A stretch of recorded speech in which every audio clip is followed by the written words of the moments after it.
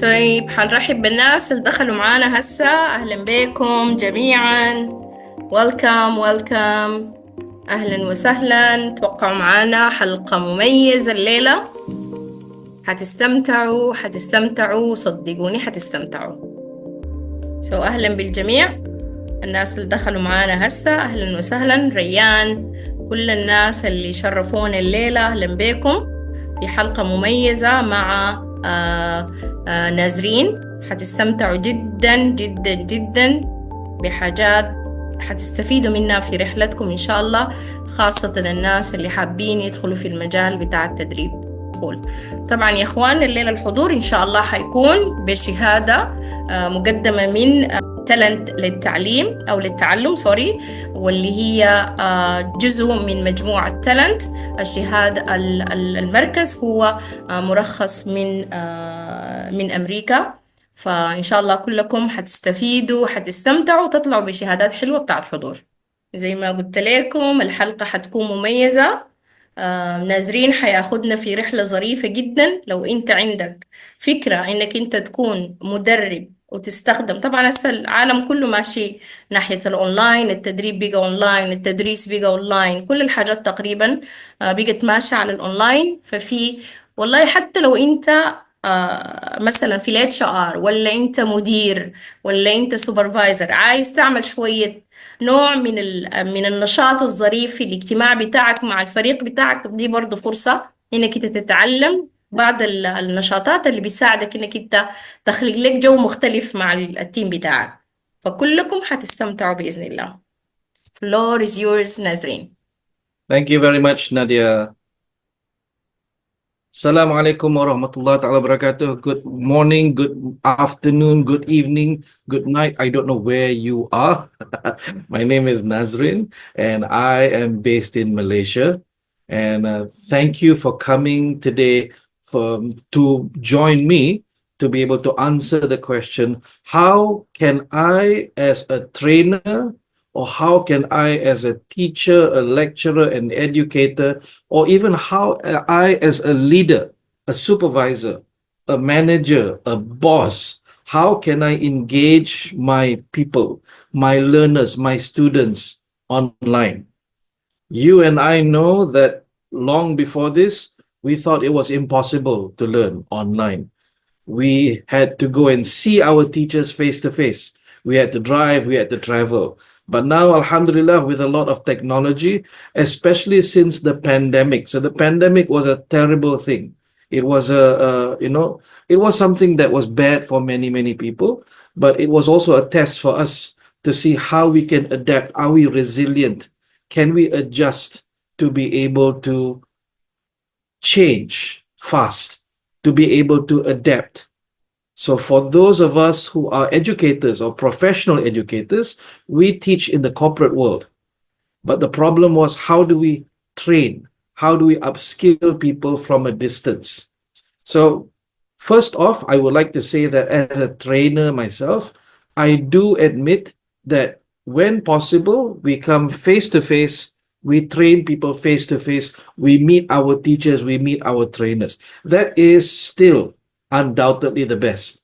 However, when there are constraints, as my sheikh, my teacher says, Nazrin, don't worry about what you cannot do.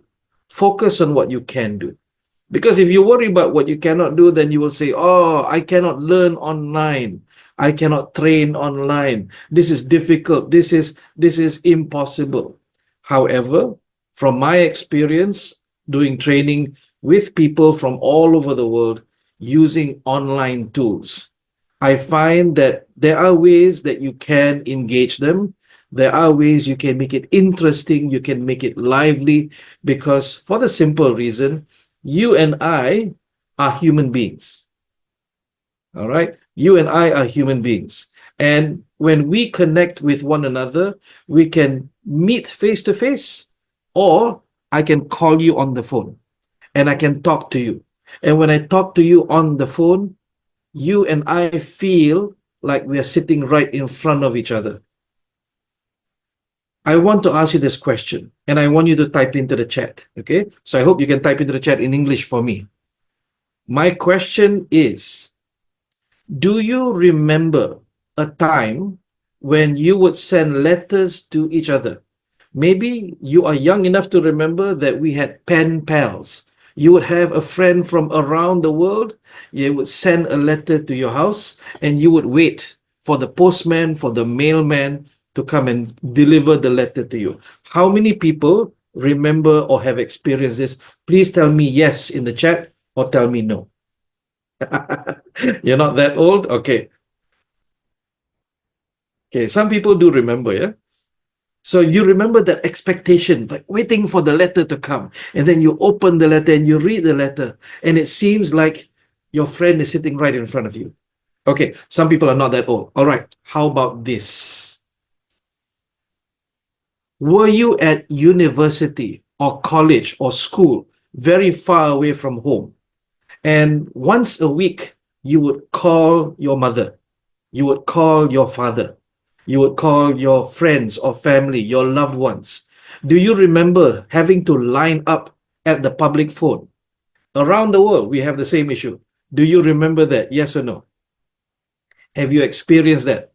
Have to line up at the public phone to wait for your turn. And then when it's your turn, you spend an hour. You just kept putting in coins. Okay, so some people are also not that old. So my question, isn't it interesting that you can still talk to that person as if that person is right in front of you? You hear that voice, your heart and their heart is connected. If that is true, what is the problem that we have when we want to learn online? Problem number one is this, right?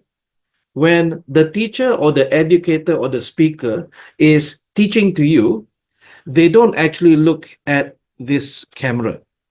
They look here. They look at their own faces.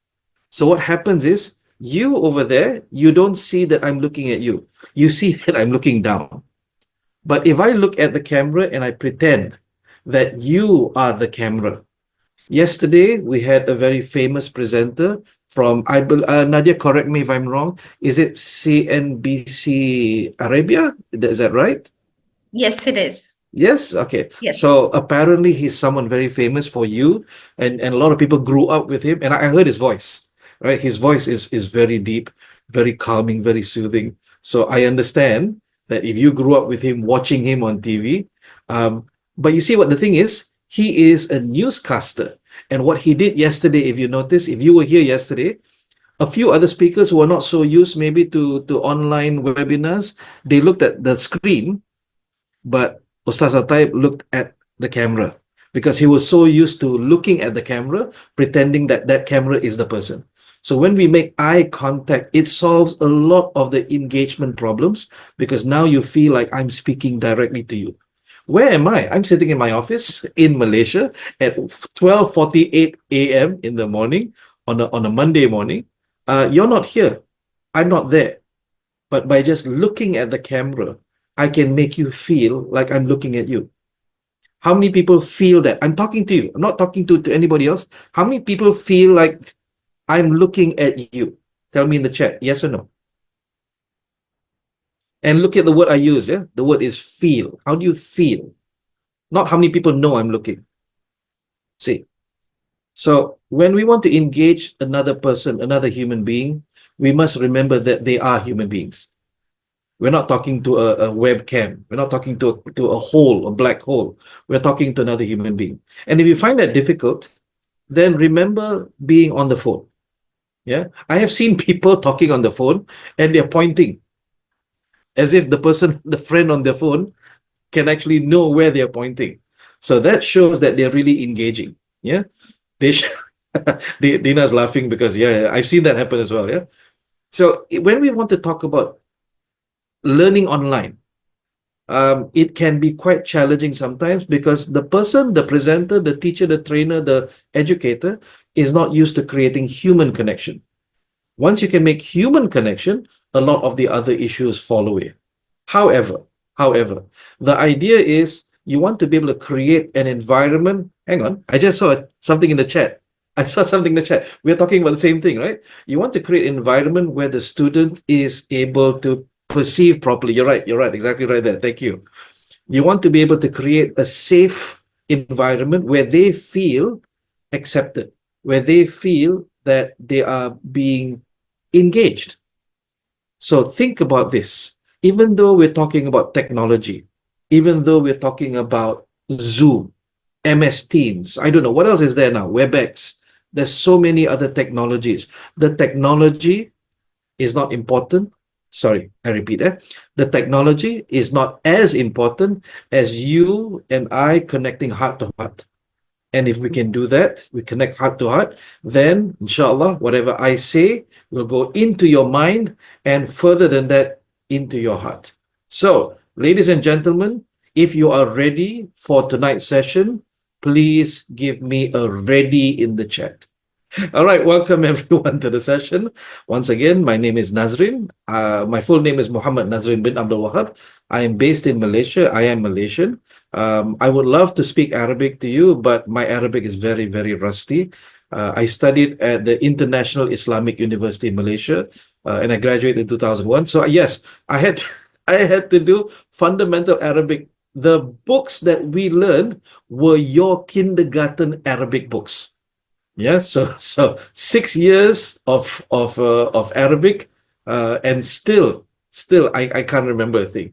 Yeah, and I'll tell you, if I were to speak to anybody from the region, they would laugh at me because mine is book Arabic. So I hope I apologize. I hope you bear with me because I will be speaking English tonight, and I will be having my words translated into Arabic by my brother a while. And Wael has asked me to slow down. When I get excited, I speak a bit fast. So Wael says, Nazrin, please slow down. Give me time to translate you. All right. So welcome to the session. Again, my name is Nazrin, and I am the founder of a methodology. Let's call it a methodology. A methodology called the VLC, which is the Virtual LearnCaster.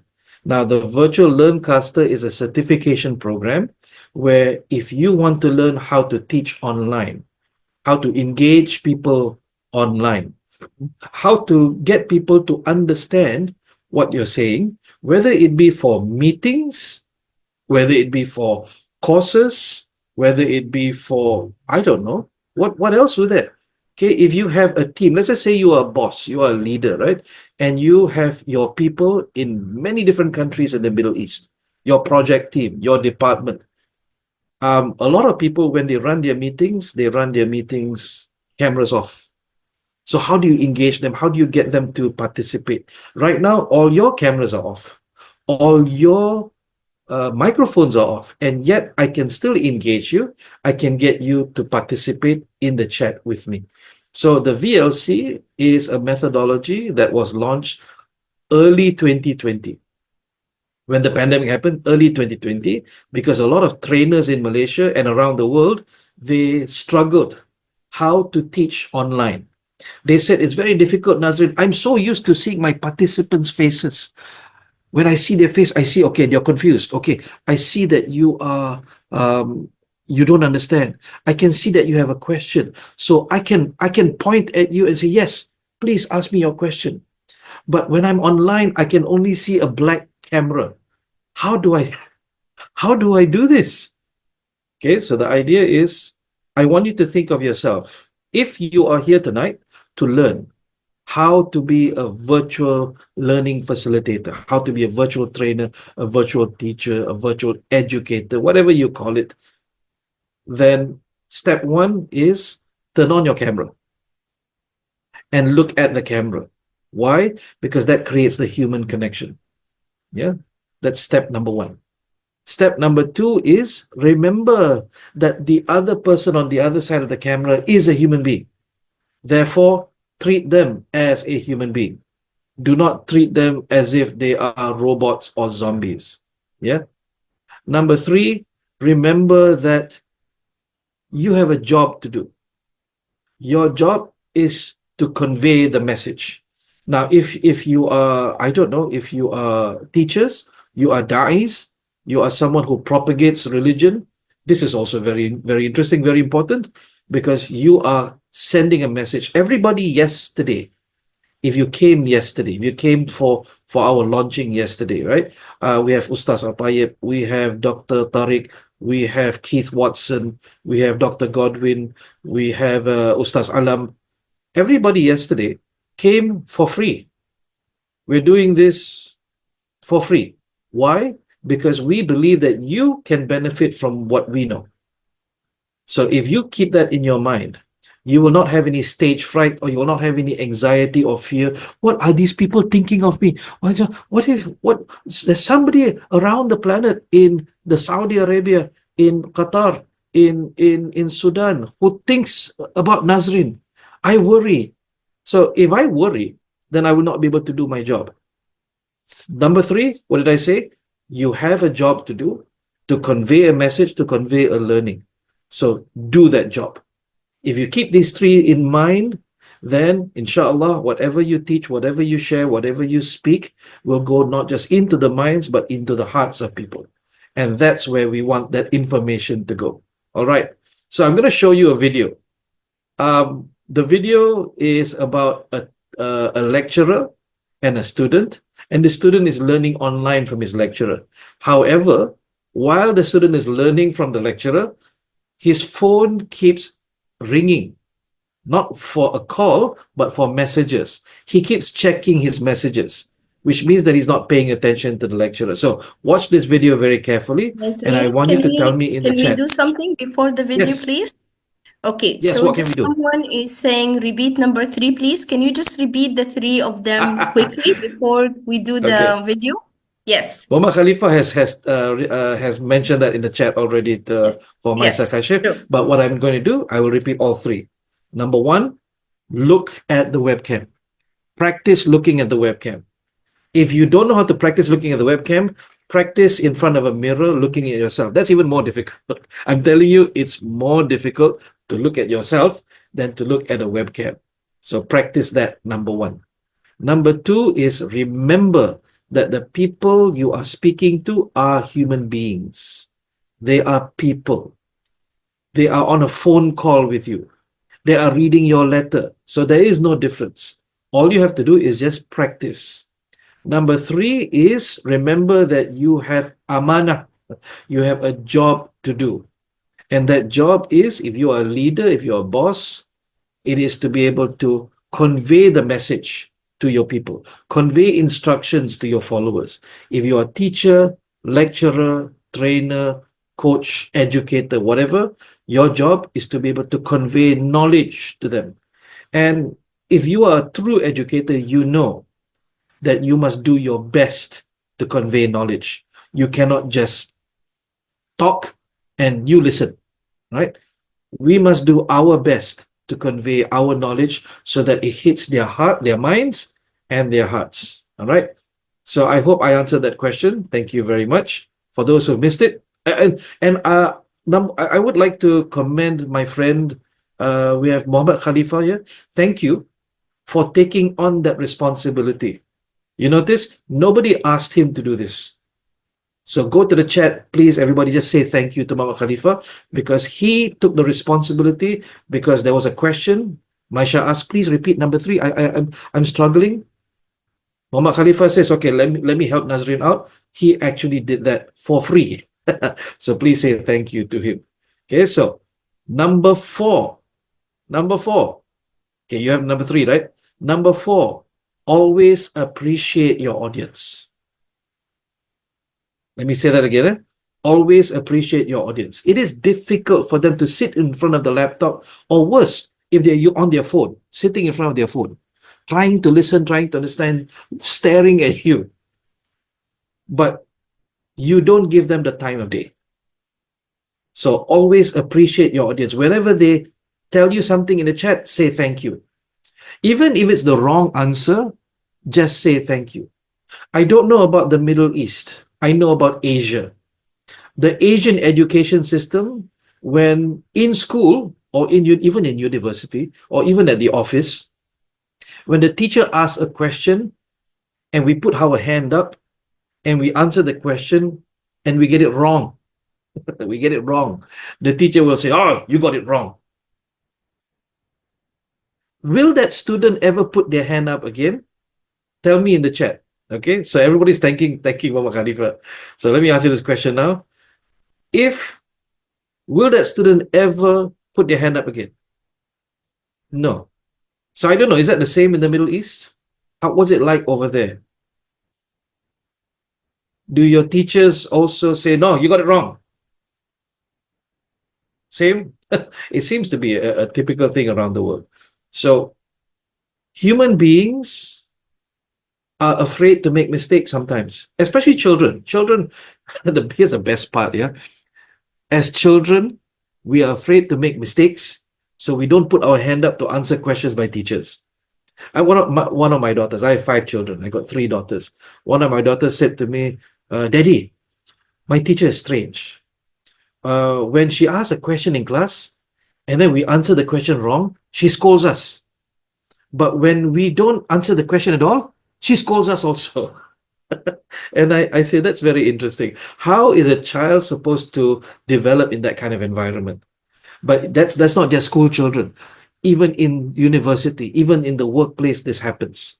So as educators, when we want to create an environment where our participants, our learners, our meeting attendees feel safe to share, wherever they share, whether they share right or wrong, of course, if not rude, rudeness is something else, yeah? But if they attempt, they participate in chat, always appreciate them. Okay, thank you very much. So Wala, thank you very much. Well, Wala has taken the opportunity to find more good deeds. So actually identified. So 1, 2, 3. Number 4 is appreciate your participants as often as possible. When they give you a right answer, they give you a wrong answer, appreciate nonetheless. Why? Because it was difficult. It was scary to type into the chat. In Asia, we have this issue, right? If I want to say something, I want to put my hand up to ask teacher a question or answer a question, my friends around me will say, ooh, smart boy, huh? Trying to show you are smart. So that sort of dampens our ability to want to learn. We also have another issue that our national language is Malay, right? Malay language. So we have to learn English. English not our first language here. We have to learn English. But every time one of us tries to practice English, their friends will go, "Ooh, speaking English, you're Englishman. Why are you speaking the language of the colonizers?" So these are the things that we struggle with. So when your participants come in to learn from you, you must give them as safe an environment as possible. Thank you, Mana. Mana says teachers or trainers should build trust and secure environment. What we call this a safe learning environment. When you learn online, it feels unsafe. It feels like, because there's nobody sitting next to you. If you're in class with a friend, if you don't understand something, you just ask your friend next to you, right? But now you're sitting alone in your room, you're sitting alone in your office, you're sitting alone somewhere, and there's nobody to ask, and you feel shy to ask. But some people are brave, and they ask, can you repeat number 3 again, please, in the chat? So I want to commend that person who said, please repeat for me number 3, and also commend that person who answered for me, because it is difficult to do that, and I appreciate both. All right, so let's watch the video.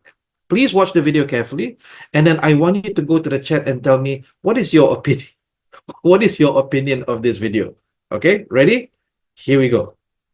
I hope the video plays clearly for you. Don't worry, the video is not in English, it is not in Arabic. Okay, so you don't have to listen to the dialogue. Just listen, just watch the video. Okay, watch the video and tell me what do you think of this video. Here we go. Yaptığımız bir şey belirtmek için. Atıyorum, I am going to play football. Futbol oynamaya gidiyorum diyor. Şu anda çıktım, gidiyorum ben top oynamaya. Was geçmişte yaşanmış fakat telefonları kaldırın. Son kez tekrar ediyorum. Masanın üstünden indir telefonu. All right. Very quickly go to the chat. Tell me what you think about this video.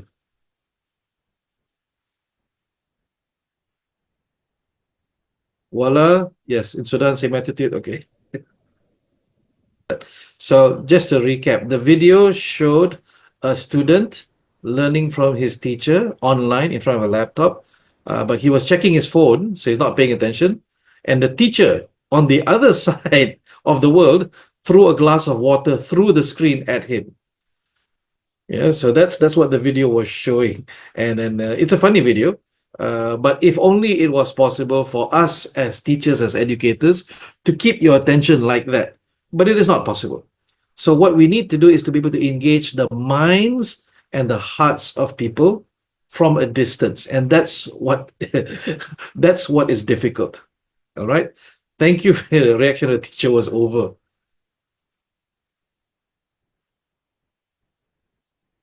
Now it says when you ask a question online, it means push water for audience.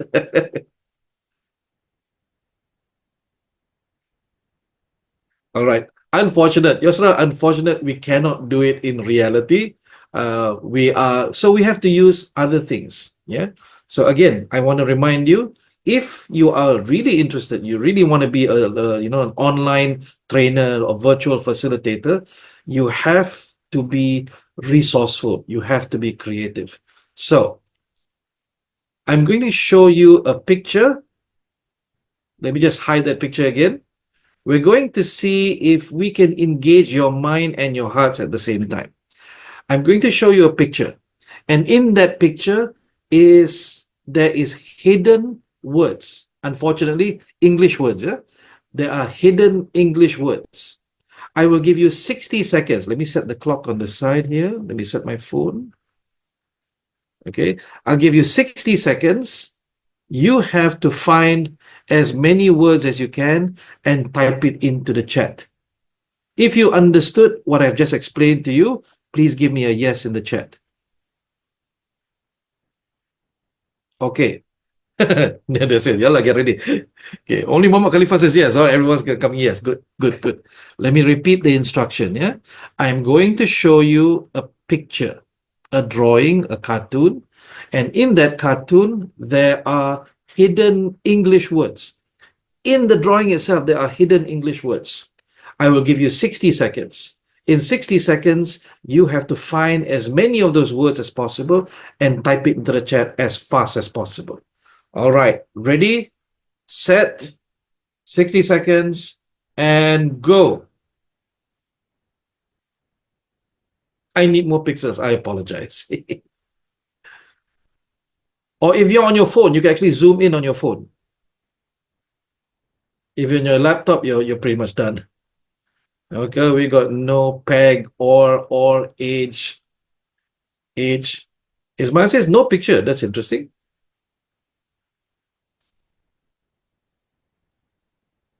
Actually, Words. Allah found words.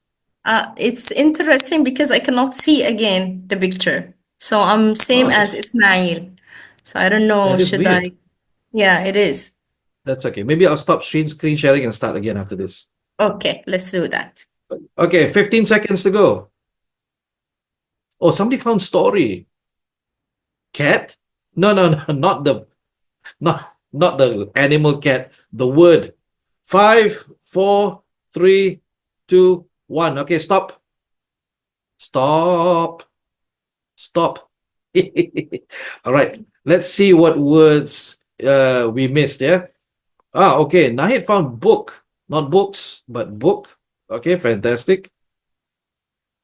Some people found story. I saw that. A lot of people found only or. That was too obvious. Some people found words. Anybody found words? I didn't see. Oh, yeah, yes. Saria found words.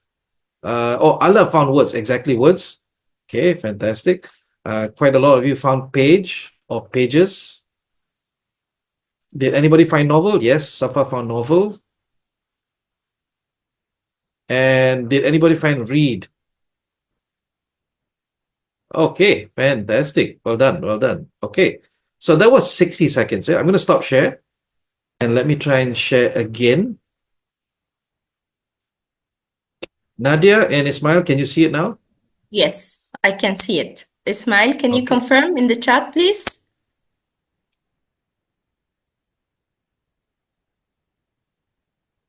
Safa says, I loved. You loved? Oh, no, it's not done. We're not done. This is only the first slide. I'm going to give you another chance, but this time I'll give you only 30 seconds. Oh, that's worse. Mana says time was not enough. Well, it's going to get worse. It is going to get worse. I'm only going to give you 30 seconds now. All right. Ready, set, and go. 30 seconds.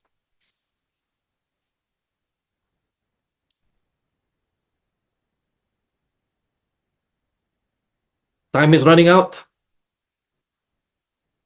15 seconds to go.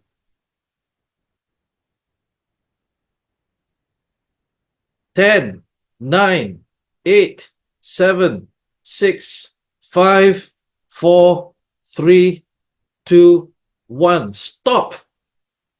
Stop. What do you... I'm umbrella. No, we're looking for words, not the name of the items. Okay, let's see what you missed. Yeah. Anybody got clouds?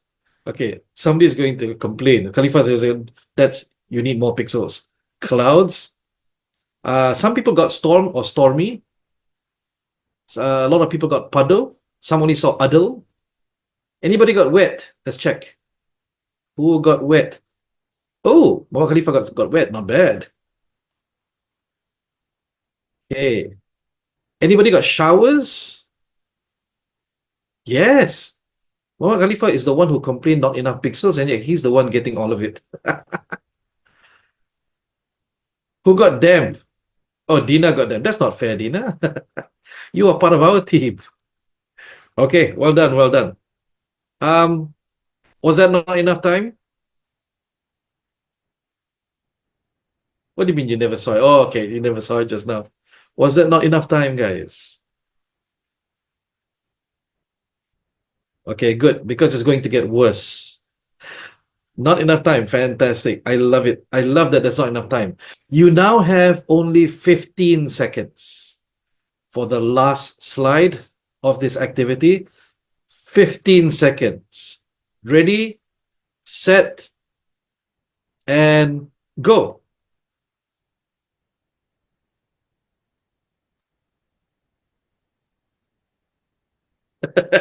I don't see anybody typing. You got 5 seconds. 5, 4, 3, 2, 1.5, 0.75, 0.5, and time's up. Okay, not bad, not bad. Reem got forced.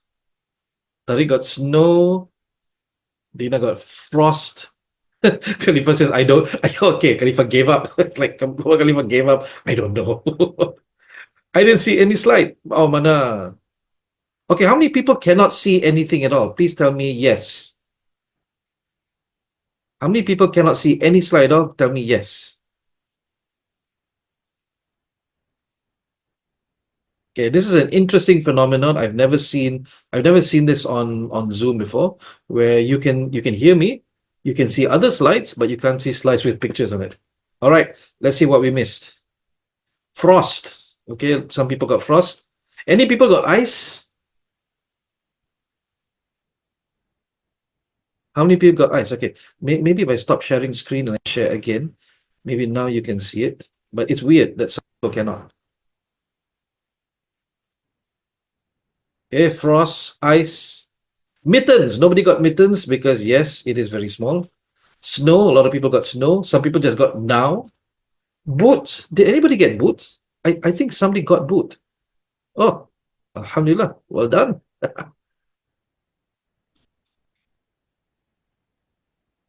Okay. Chill. Okay, so there was a bit of an experiment to stress you out. My question, you and I are not sitting in the same country. We're not sitting in the same city. We're not sitting even next to each other. Was I able to engage your mind and your emotions? Yes or no? Tell me in the chat.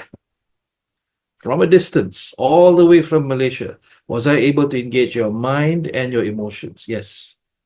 Okay. So, tip number 5. Okay, tip number 5, utterly, is you want to engage as many different senses as possible. You want to excite as many different senses as possible. The sight, what people see, what people hear, what people feel. Okay, because you don't have the ability to be in front of them face to face, so you cannot throw water into their face, you cannot slap them, you cannot move them around. So the best you can do is to work on 3 things: what they see, what they hear, and what they feel. Thank you very much, Nadia, for that. This is and ironically, this is what my ustaz said to me. What you have just said, Nazrin, is what's in the Quran. It is what you see, what you hear, what you feel. It's your heart, your eyes, and your ears. This is how we educate. This is how we go through to get people to understand something.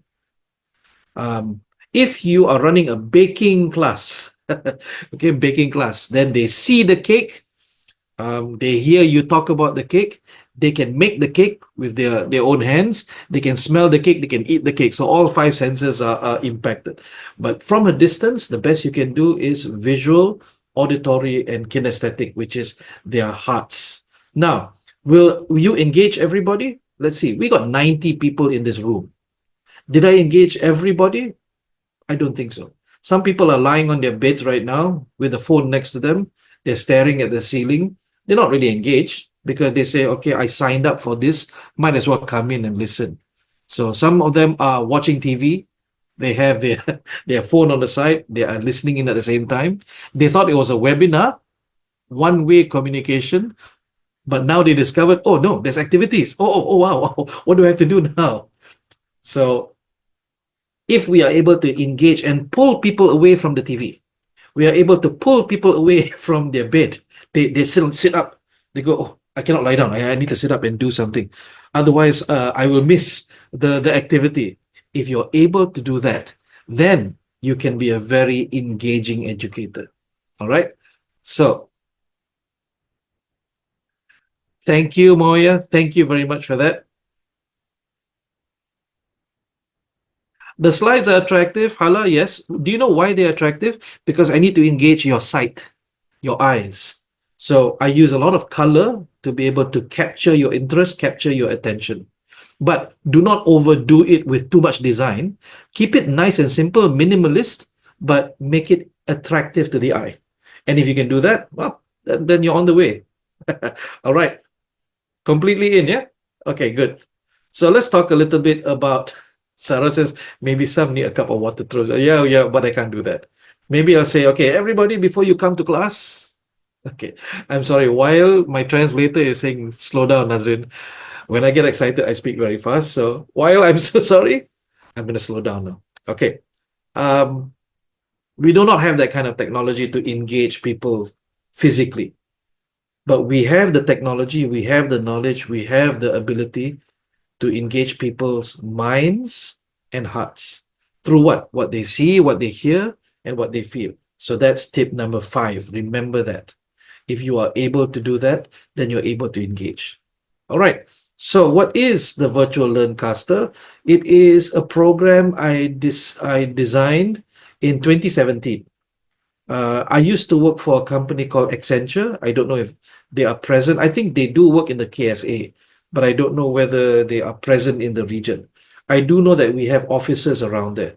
So I'm going to type it into the chat just so everyone sees this.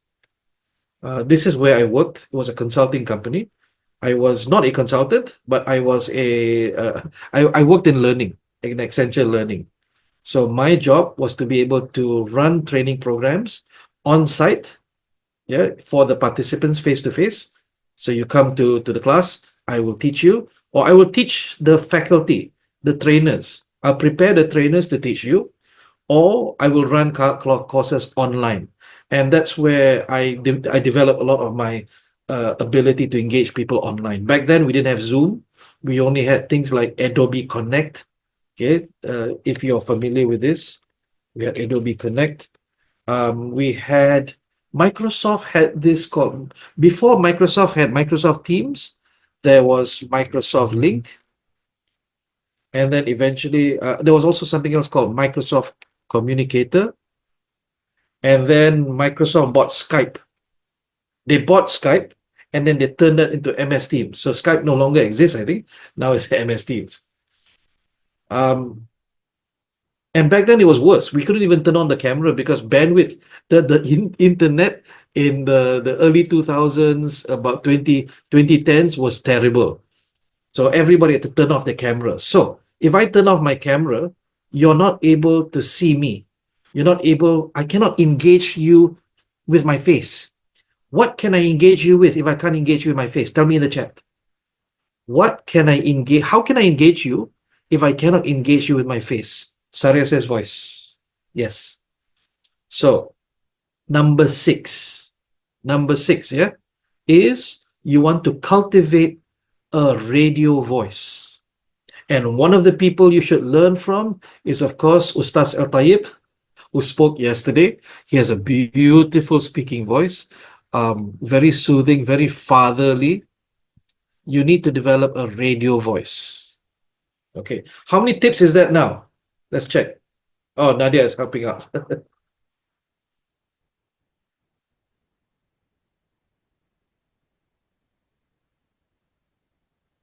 Okay, thank you. So let me turn on my camera again. So if you aren't able to engage people with your face, with your slides, then you must do it with your voice, because sometimes that's the best. Okay.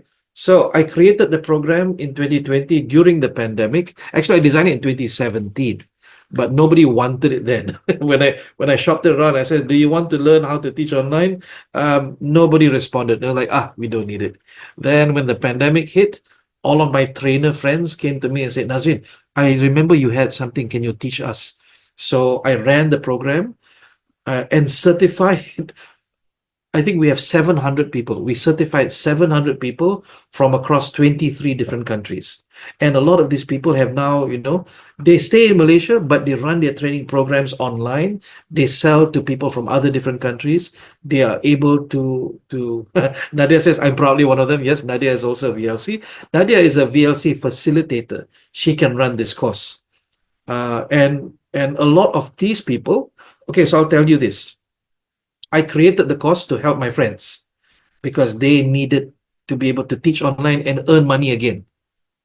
They were struggling because they couldn't do face-to-face training. So to this day, when I meet the VLCs, a lot of them will say, "Thank you. Yes, they paid me. Yes, I made money. Yes, there was fees that came to me, to my bank account, which also helped my family survive during the pandemic. But what really made me feel good was the participants, or the VLCs that we produced, 700 people. When they meet me, they still say, "Thank you, Nazrin. You saved our careers. You saved our lives." And that's what keeps me going. Because if I know, and my teacher says, "Nazrin, if you have knowledge that other people can benefit from and you keep it, you are useless." Yes, you can make money from, sure, you can sell, you can make money from it, but if you don't give it, you don't share it with anyone, you are useless. So I want to be a useful person, and I believe you also want to be useful people. So what is this program called the Virtual LearnCaster? Why did I name it Virtual LearnCaster? Well, because I wanted to give it a name that nobody else on this planet has used before. So what does the word virtual mean? Remember your pen pal, the letters that you read. Remember calling your mother on your phone. Remember talking to your loved one, your wife or your husband while they are overseas. That is virtual. It's not actual. But because your heart can connect to another person, because your heart can connect to another person over distance, I believe Allah gave us this ability to connect hearts through voice, just through voice, speaking to each other. Then virtual becomes actual.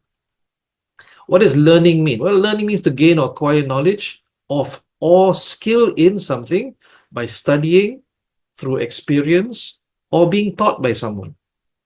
What does cast mean? Well, cast has two meanings. In the English language, cast can mean to create a shadow. So we cast light. When light hits something, it creates a shadow. Okay? Another meaning of cast is to mold. So when you want to make a vase, you want to make a I don't know. You want to make a pot. Then you have to put it into a mold. You cast it. If you are, educating a child, you are casting them, you're molding them.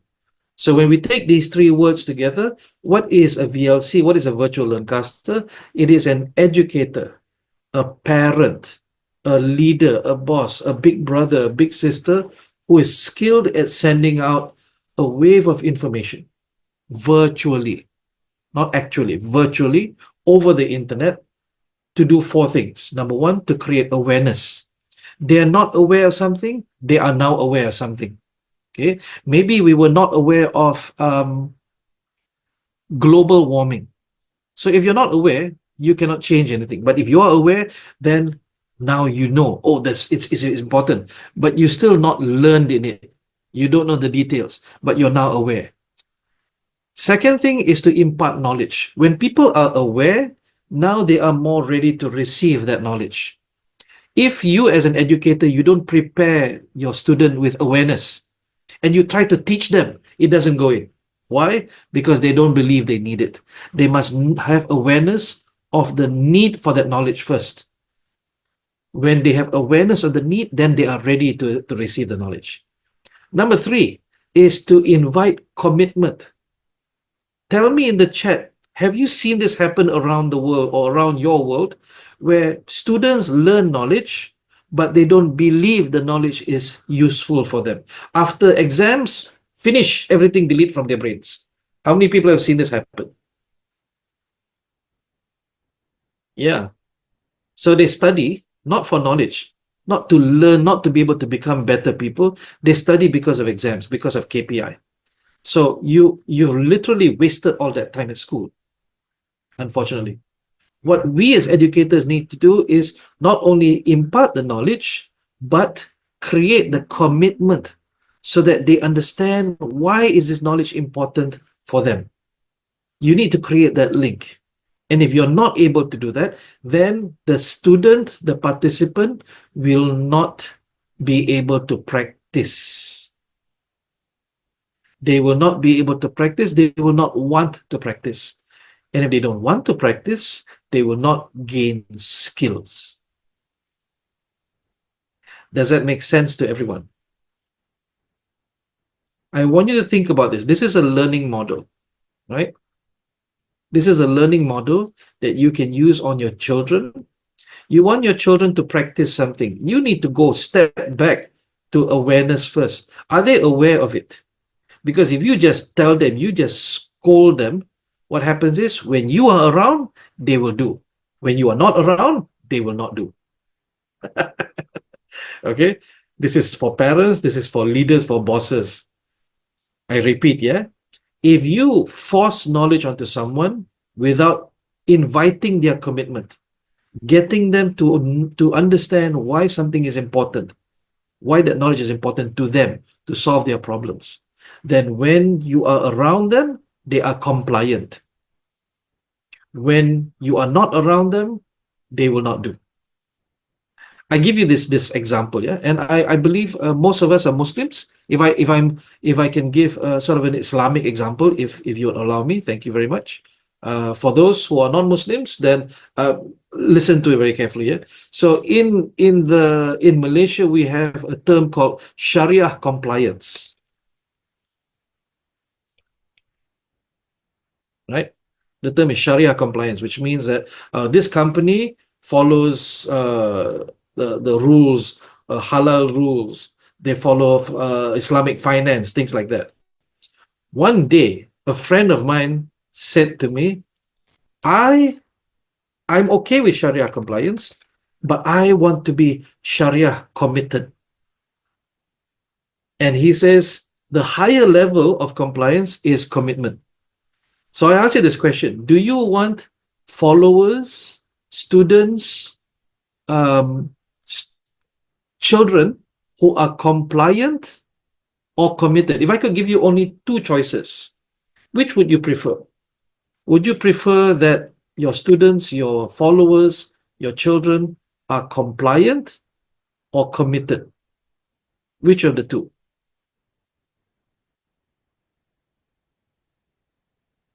Thank you. Because if you're committed, you're automatically compliant. But if you're compliant, you're not automatically committed. Because why? When the police is there, they will follow. When the police is not there, they will not follow. So we want to be able to over the internet, right? So VLC over the internet, we want to not only give knowledge to them, but get them to change their behavior so that they are more committed to do what? To practice. And when they practice, they become skilled. And when this information interacts with a human being's intelligence, with their heart, then it is casted as learning. That's why we call it the Virtual LearnCaster. I didn't name it just for fun, but I did check on the internet to make sure that nobody else has used this name first. All right. Thank you very much for your commitment. When you type into the chat and I see everyone typing, it tells me that you are committed. So I thank those who are here with me. I know it's late at night, but I'll do my best to give you as much as possible. Yeah. Okay, let's speed up a little bit. Now, when we talk about virtual learning, there's so many things out there. What is virtual learning? Well, in reality, virtual learning sits on a spectrum. What is a spectrum? That means we can place all types of virtual learning on a scale. On the left-hand side is what we call presenter-driven, which means I'm talking. That's me talking. What are you doing? You are absorbing. And on the right hand of the scale is what we call learner-driven, which means the learner takes responsibility to self-learn. So if you listen to audiobooks, if you listen to podcasts are presenter-driven, they are not interactive. Yeah, it's basically just self-learning. Some people, and I don't see this much anymore, but during the pandemic, a lot of my trainer friends, they did chat classes. They actually learned or they run a course over WhatsApp, over Telegram, over, I don't know what they had, Tango, or there's a lot of Viber, all of these chat, WeChat. And you might be surprised. One of my friends ran a body language class, how to read body language in WhatsApp. So what he would do, he says, okay, class time is at 8:30 at night. I will lock the WhatsApp so nobody can chat. 8:30, he will teach in the class, in the chat, and then he will put in a picture or he'll put in a video for people to watch. And then he'll ask a question and then he'll unlock the chat and people can now answer in the chat. And then when he's teaching, he locks WhatsApp again. Okay, as administrator, you can lock WhatsApp, nobody can chat. Just like your WhatsApp group with us right now, only admins can put in. So you can actually run a full class on WhatsApp. And he ran a full body language certification. Another one of my friends ran a yoga class. And I go, that's amazing. I don't think I could do it. Ran a full yoga class. And her participants said it was like being in a real yoga class. What did they have to do? They had to study and they had to record themselves. And they had to send back videos of them doing the poses. And she would make corrections. So that's a chat class. A bit more interactive, but a higher level than that is what we call a webinar. So technically, what you are here for tonight is a webinar. Notice you cannot turn on your microphones, you cannot turn on your cameras, which means that we limit the interaction. It's still mostly you listening to me. However, we can still interact through the chat. So that is a bit more interaction. Further, more than that is what we call a virtual class. So virtual class is usually limited. We have limited number of participants, usually 20 and below, because we need to know your names. We need to be able to interact with you, turn on your cameras, turn on your microphones. Anything above 20 is difficult for one facilitator to handle. A bit more than that is what we call a recorded class. So after the virtual class ends, put it into a recorded class, it becomes self-study. So if you have ever gone to, I don't know, Coursera, let me see if you can, Coursera, okay, it's a website. What else? Udemy, there's a lot of these online classes right now, e-learning classes. But the problem is if you do not record it properly and you do not have interactive activities in the learning system, learning management system, it becomes boring. I myself have bought e-learning courses which I don't complete. I buy, I spend, and I start the first class and I go, it's boring. I've stopped. So I've wasted a lot of money that way. Darren has a good question. How can I help a child who suffers from distraction and difficulty concentrating study online? Okay, so Darren, I'm going to answer that question right now to the best of my knowledge. Number one, make sure that the child does not have any learning disabilities in the first place. Okay, if the child has learning disabilities, then that could be affecting that. Number two, it could be the teacher who's not engaging. During the pandemic in Malaysia, I was shocked because my kids were studying online from their school teachers. One class had 80 people.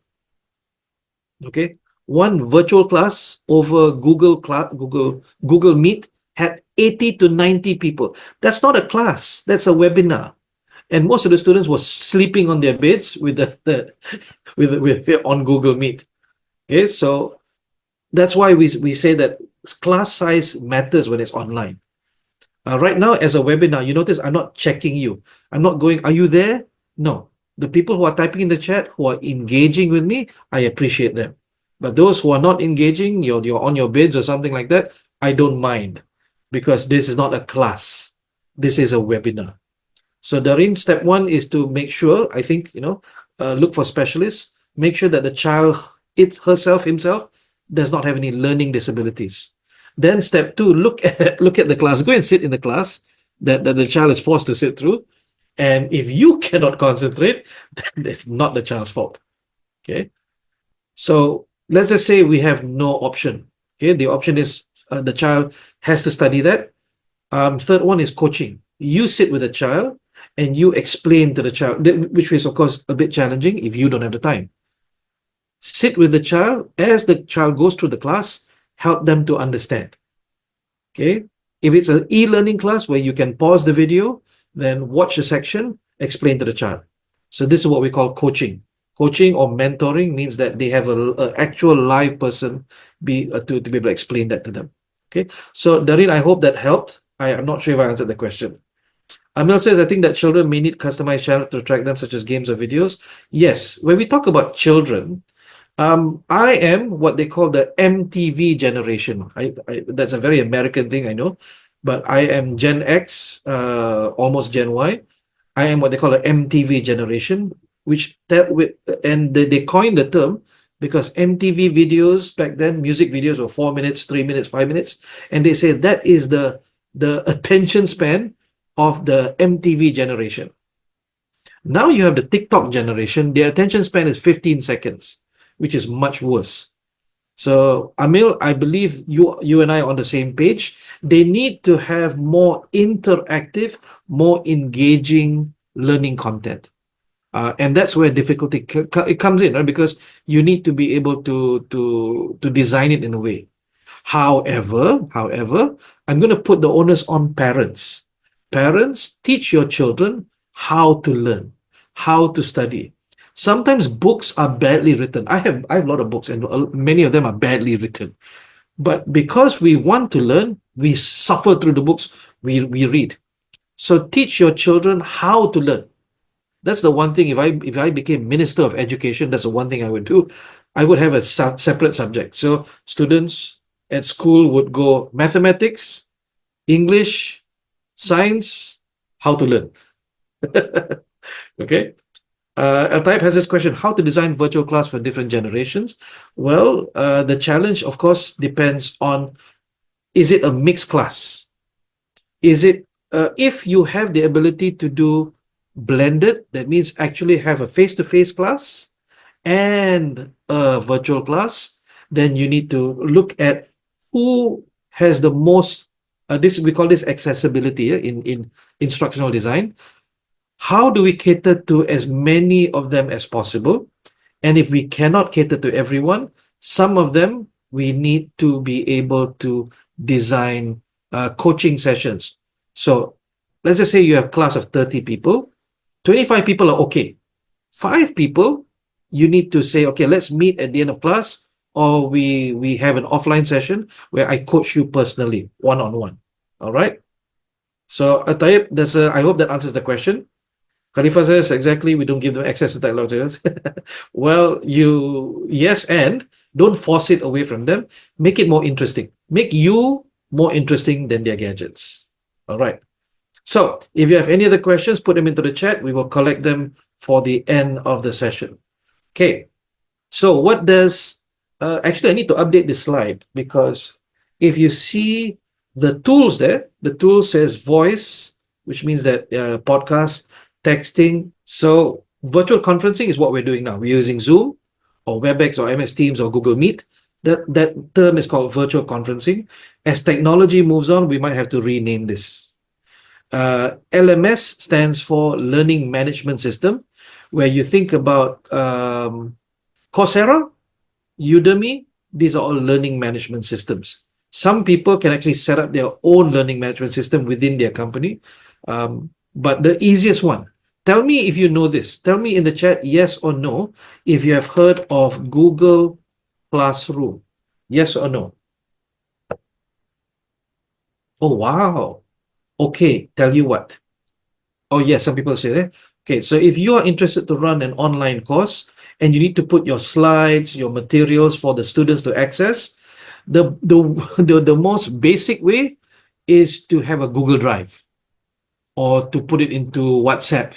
Yeah, but there is a tool called Google Classroom. You can use it if you have a Gmail address, gmail.com address. You can use it and you can set up a Google Classroom. I won't teach you today, but you can self-learn, right? You go to YouTube, you go self-learn. You can set it up for yourself and you can run a course and you can say, okay, participants, please, I'll give you access to the Google Classroom, all the slides, all the videos, all the tests, all the extra material are there. And it's nice and structured. I'll show you an example a little bit later. But the most, what was the most primitive way of doing that is Google Drive. You say, okay, everything is in Google Drive. Then we have something called LXP. As you can see, that LXP stands for Learning Experience Platform. Learning Experience Platform. And LXPs are AI driven. Okay. How many people, and I apologize if this is not so familiar in your area. How many people subscribe to Netflix? Tell me yes or no.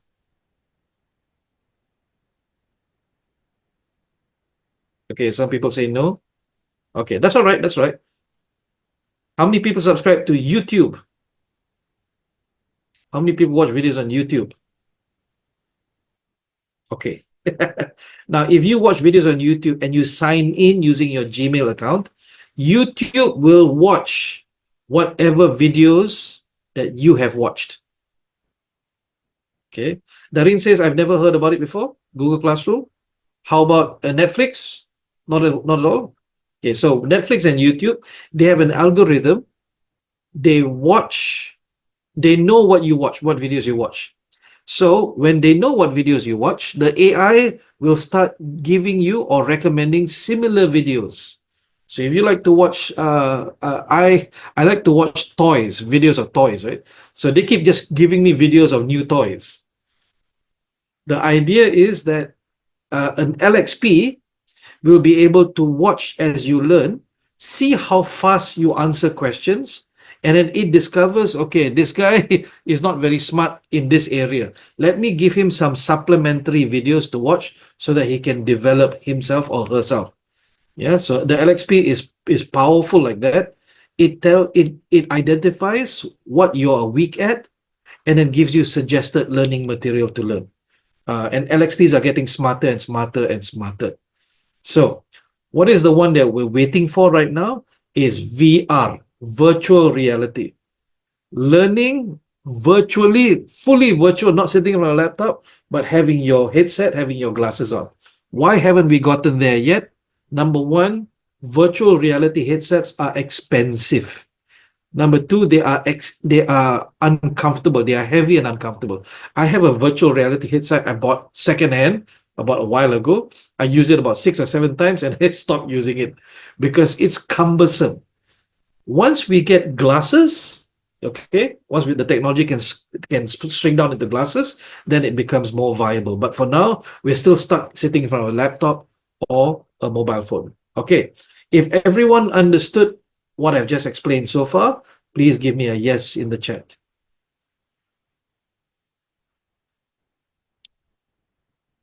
All right.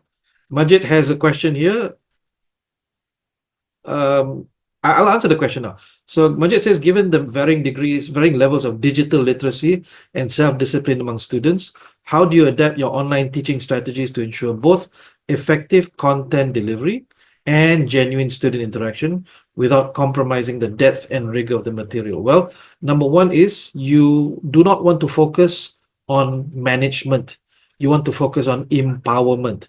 I know it's a bit of a challenging switch, but most education systems, even in the corporate world, focus on monitoring and tracking their progress. You want to focus on preparing what they can and cannot do. So for example, give them an option. If they do not know how to use Zoom, in the materials, you say before attending the class, please complete these 2 hours of self-study on Zoom and answer this question, mandatory. Then we will let you into the class. So you want to prepare for accessibility purposes. You want to prepare for the most common issues. Is it a technology familiarization issue? They don't know how to use the technology. Is it the models and frameworks issue? They do not know the terminologies that you're going to be using in the class. So the idea is that, yes, it will be difficult and you will need to redesign again and again. But if you do it correctly, then it'll be worth the effort. Okay, so I have a deeper answer, but I hope you're happy with that answer for now. All right. Yes, tech is running so fast, much fast. Okay, so the VLC certification covers this and only this. Why? Because things like e-learning, personalized learning, coaching, things like that, we don't cover. That's outside of the scope of learning. And also tonight, we'll focus more on just this. So what is the structure of the VLC certification?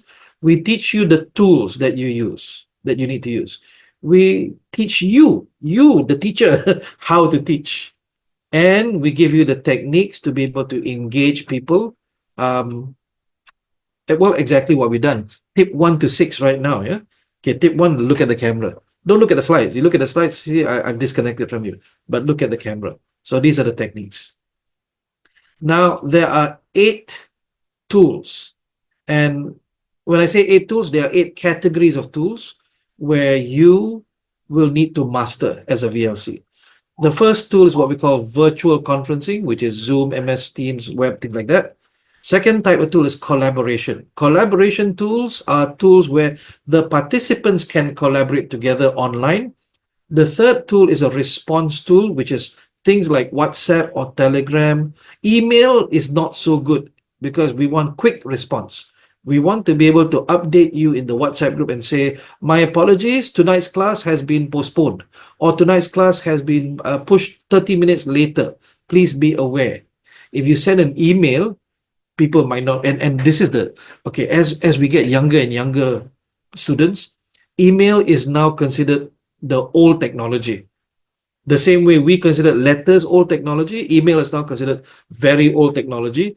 Quick response tools or chat is the where you go. Repository is, like I said, where you put all of the materials. Engagement is tools that you use to get the participants to engage. So for example, there's a meeting chat right now in Zoom. That's considered an engagement tool.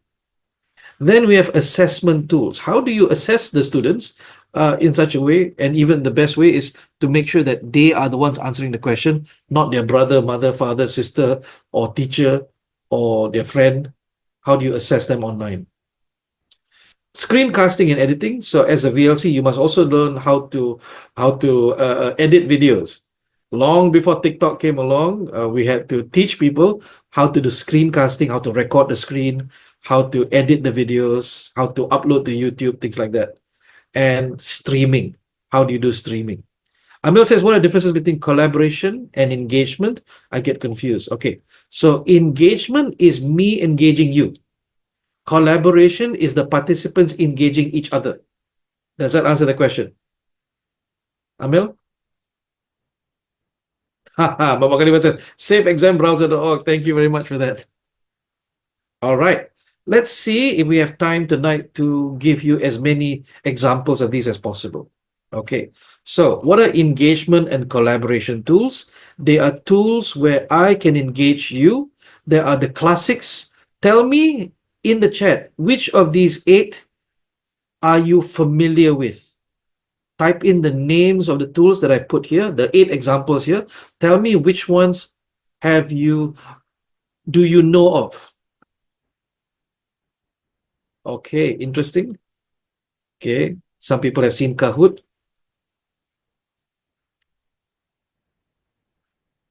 Nobody has seen anything else. Okay, 6 of them. Okay, Sarah says 6 of them. All right, that's all right. That's all right. Google Docs, Padlet.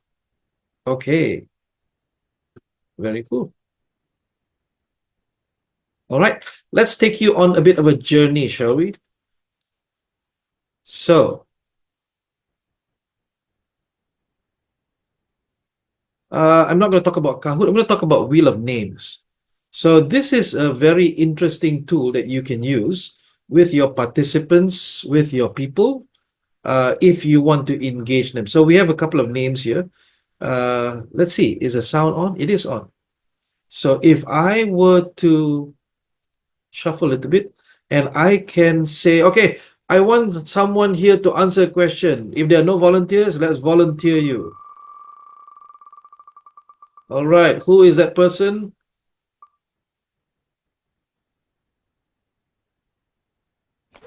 Okay, it's Hannah. All right, Hannah, so here's the question for you.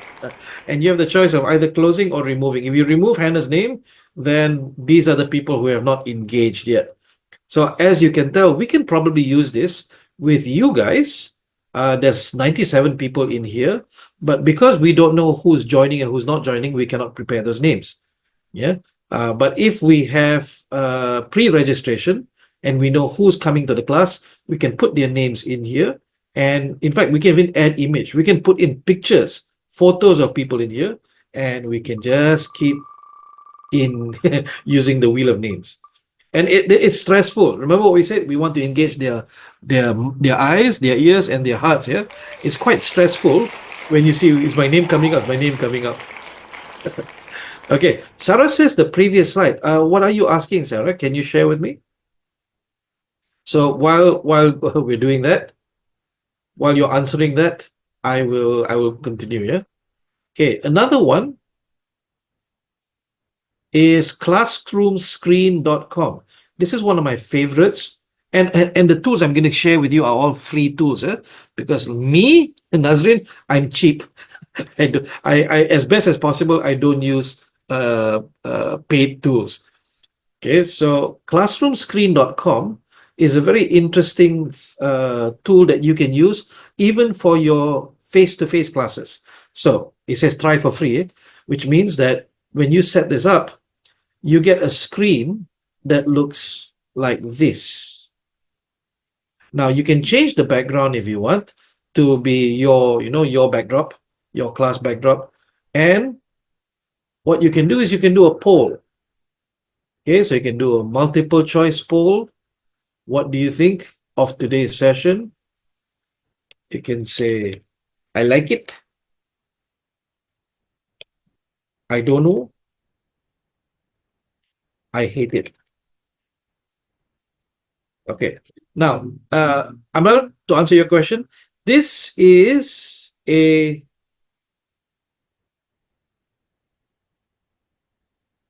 hang on a sec. Yeah, how do I do this? Reset results. Okay.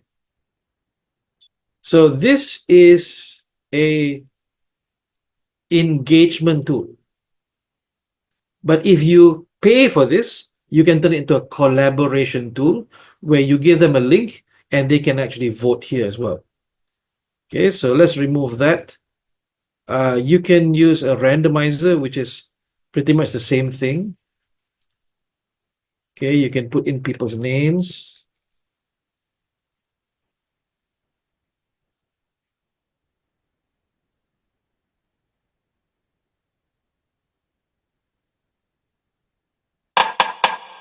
Okay.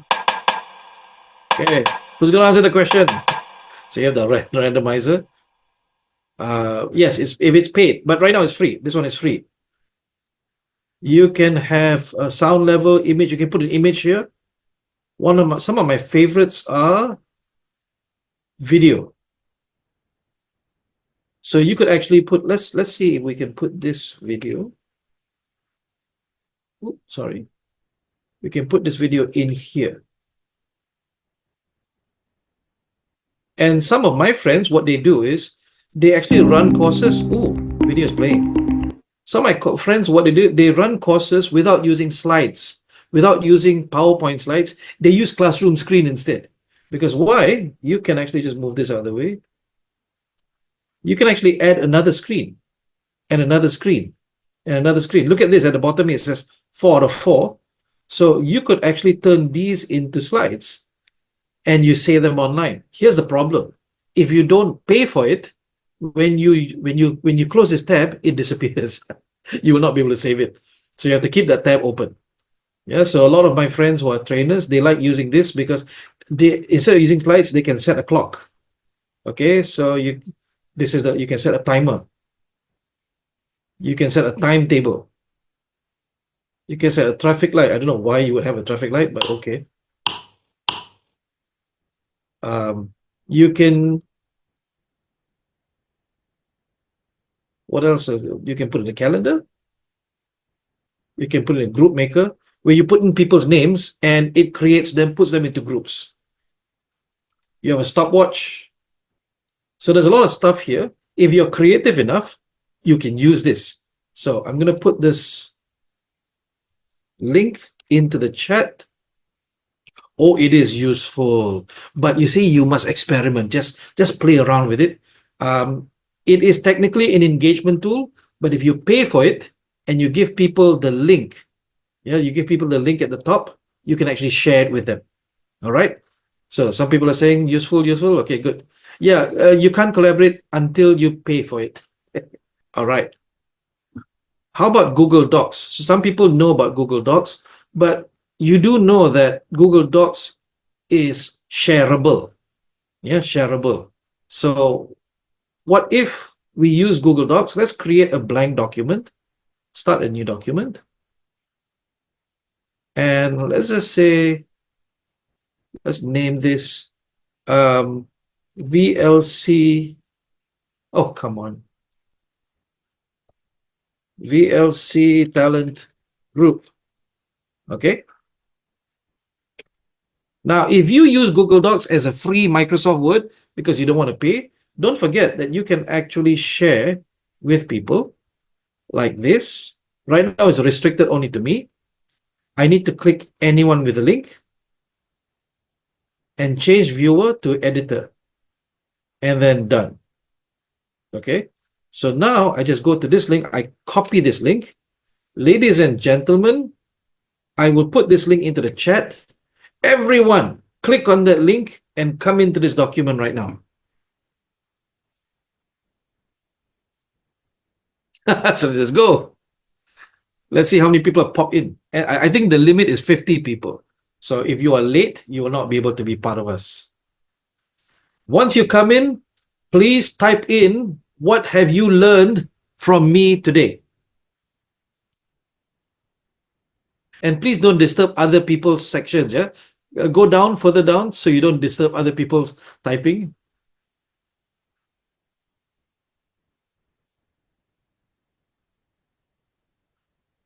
I've learned that I shouldn't pay for any software.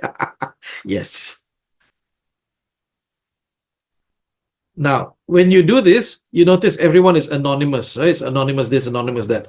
If you want to track your students, then you force them to come in using their Gmail account. They have to sign in their Gmail account, and then their names will actually pop up. So this is a collaboration tool.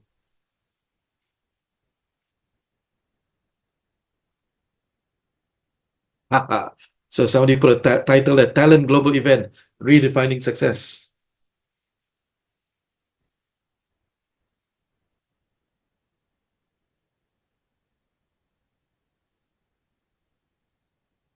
I've learned that I shouldn't pay for any software and use documentfoundation.org for LibreOffice and a lot of other stuff. Oh, you're a Linux person. No wonder. Okay. So, of course, you don't do this on a webinar with people you don't know. You do it in your class with participants you actually do know. And what I normally do is I create different tables for different groups. And I say, okay, your group, work only on this table or work only on this page. All right. Everyone, please stop so that we can move along. If you don't stop, you know what I can do? I can go to the share button and all I have to do is just click restricted and there you go. You're locked out. You can't type in anymore. So ta-da!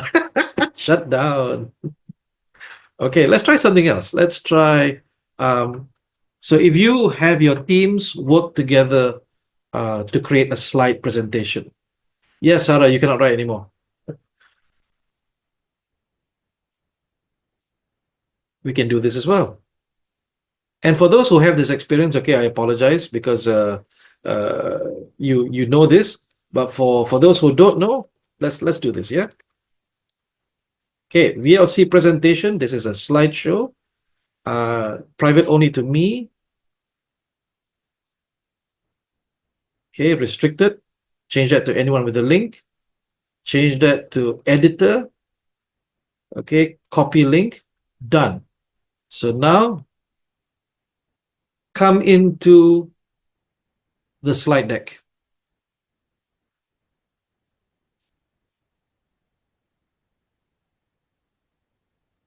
Okay, mess around here, add slides, change the slide color, add pictures. Oh yes, Maisa, using mobile. You're right. I apologize for those coming on mobile. For those coming in via laptop, have fun. So that's another thing, right? If you know that 80% of your participants are coming in on mobile, then you tell them to install, make it part of the prerequisite. Install Google Slides app onto your phone before you come. And again, please don't mess up other people's slides.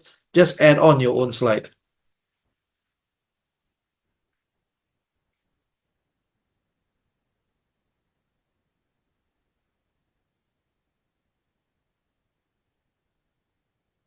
Okay, I'll give you 3 more minutes to just play around there.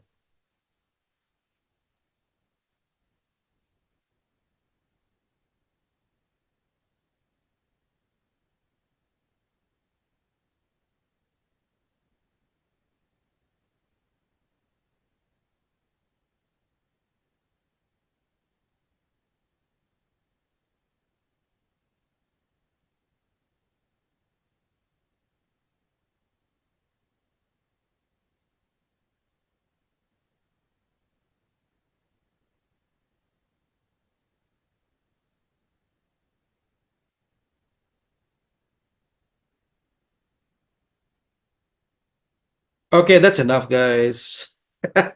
That's enough. Oh, let me make it that's enough, yeah? So say goodbye to your access. You have now been locked out.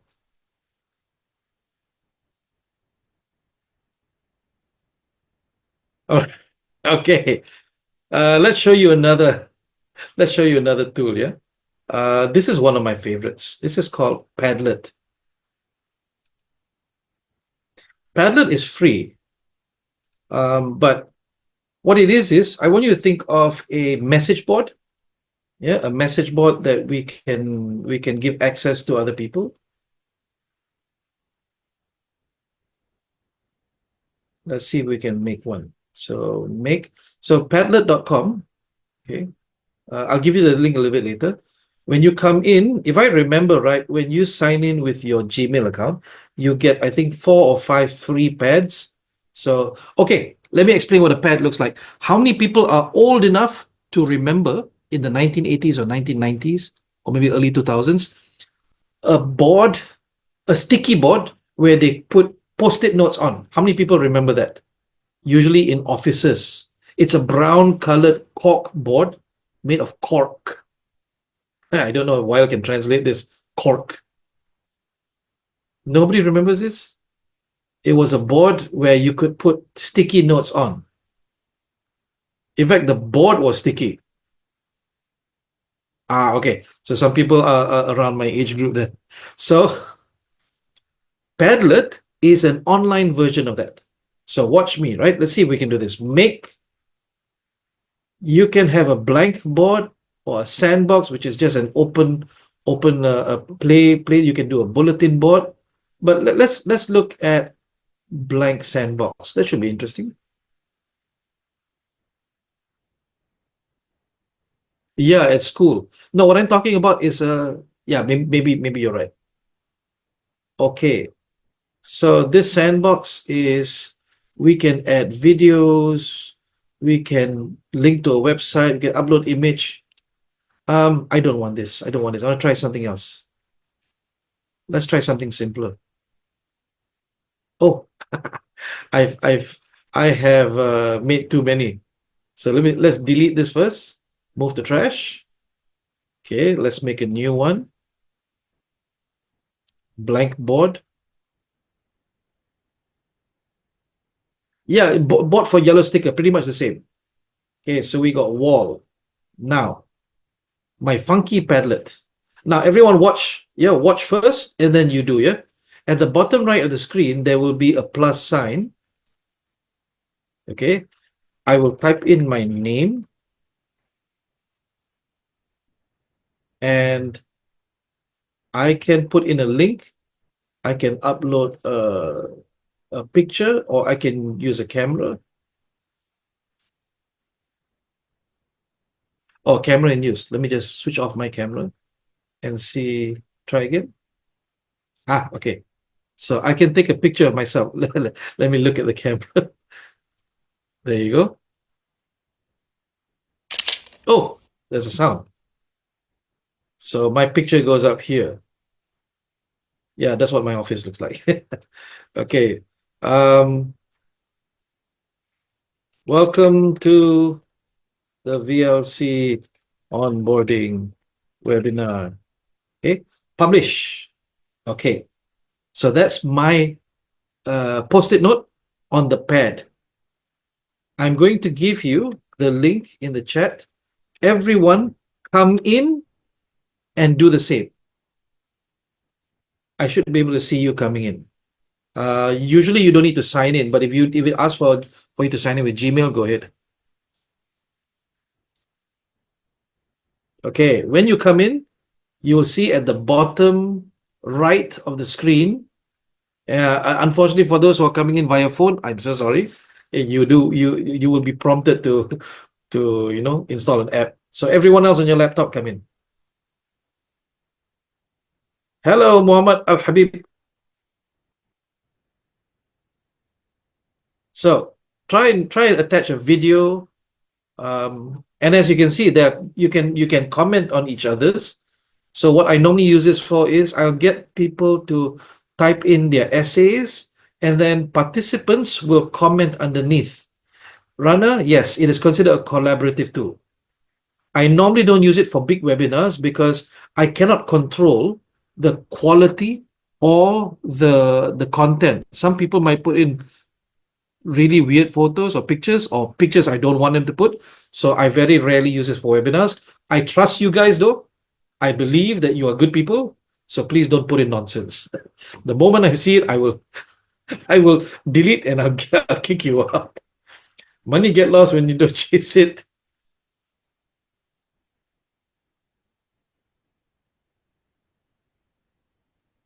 Okay. Experiment with the pad. You can upload pictures, you can put in YouTube videos, you can put in documents, you can upload a Word document or anything.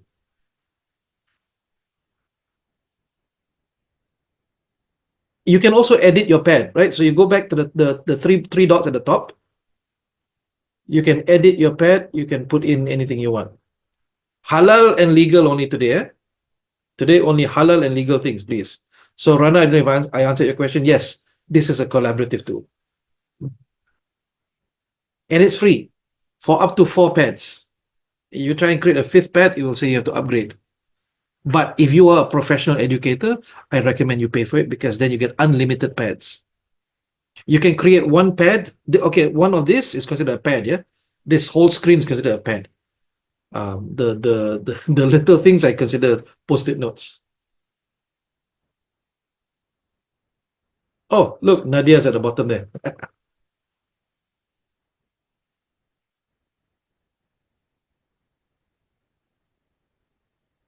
Okay, I'll give you only 2 more minutes if you guys want to experiment. A lot of you have just typed in hi, hello. Try and upload a picture. Try and go onto the internet, download a picture, put in a YouTube video. And again, halal and legal only. Oh yes, I learned it from a lecturer friend of mine, and she's passed away though. So this is Amal Jareh for her. I prayed what you get this, it becomes Amal for her as well. Okay, dapper spider. Okay, we know what your ceiling looks like. Dapper spider. Safa says just empty page. Yeah, you're on your phone. That's why. Did you go to padlet.com? Did you click my link? Safa, did you click on my link or did you just go to padlet.com? You did? Try and click on the link again. It works better on the laptop than it does on the phone. Okay, 5, 4, 3, 2, and 1. So I can't I can't kick you out from this. So I'm just gonna close it up. And let's try one more. I'm gonna try one last one. Okay. This is a map that we showed you guys yesterday. I want you to come into this Padlet now. Come into this Padlet. Let's see. Bismillah. Yes. Come into this Padlet. But this time, I want you to click on the cross at the bottom. And I want you to put in your location. Okay. So type in your name and your location.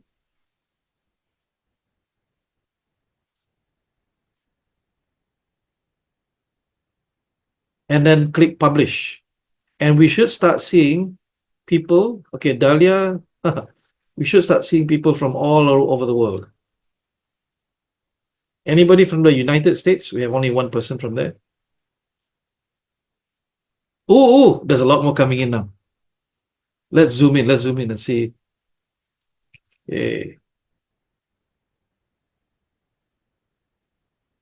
Okay, some of you have not typed in your. Okay, Zara is there. Cairo. Okay, let's zoom out and watch this happen. So you can use this with your participants when you want to make it engaging.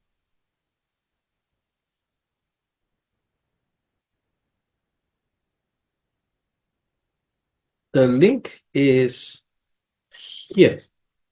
For those who missed the link, and if you're on your phone, I am so sorry. You might not be able to do anything.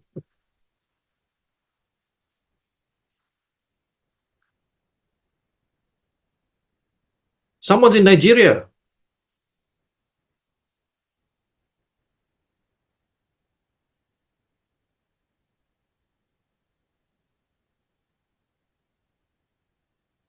As you can see, I'm the only one on this side of the planet. So sad. Wait, there's 2 people here. Who's this? Who in the world is this? Huh? Wait a minute. Mama Habib, you're here? You're in Malaysia? What in the world? Okay, that was surprising. I didn't expect that. Bro, it's like, what time is it? It's 2:30 in the morning. Go to sleep. Opposite side of the world. All right. Okay. Let's stop playing. Let's come back to the webinar, shall we? I don't know where you are, Tita. I don't know where you are. Okay, so again, I do want to say that tools are good for engagement and for collaboration, but tools are not all of it. Yeah, it is still human to human interaction. It is still engaging their minds and their hearts. That's why you use tools. Because if you don't use the tools correctly, then what happens? It's just having I've seen trainers, virtual trainers, they just use tools just to engage, but there's no learning that comes out of it. So please make sure that you use the tools, not the tools use you. Okay, let's proceed, shall we? Okay, let's talk about modes of engagement. Now, this is the human aspect.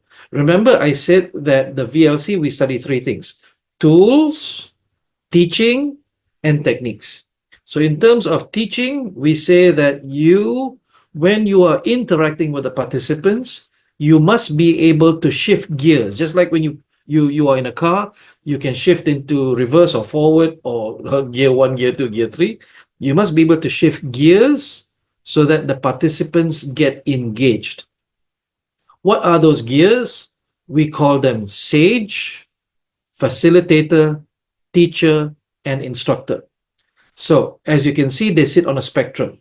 A sage is someone who tells stories from their life experience.